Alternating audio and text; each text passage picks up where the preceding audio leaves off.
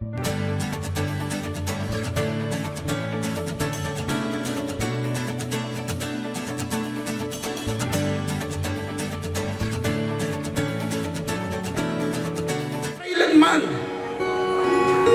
ay hindi kapintasan sa isang taong pinanganak na mahirap, na wala ng magulang at nabubuhay ng maralig.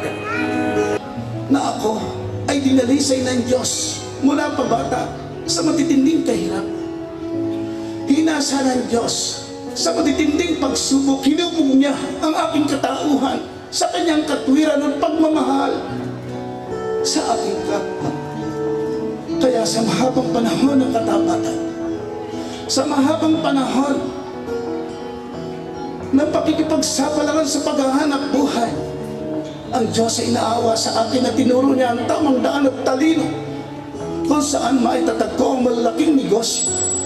Mga planta, mga feed mill at ang Darwin Processing Corporation na ngayon ay isa sa pinakamalaking kumpanya sa Pilipinas at chicken industry. Purihin po natin at pagpapakan. Kami rin po ng aking asawa, malaki ang pagkakautang. Napakalaki ng aming pagkakautang sa Panginoon kung bakit kami ay tumatalima sa kanyang kaatasan. Na sa dating buhay kami ng aking asawa, nagsimula lamang sa wala. Noon po, namimili lamang ng itlog ang aking asawa noon. Ako ang kanyang nagsilbing sekretarya. May konti kaming alagang maitik sa aming bahay. Pero ganun po pala ang Diyos.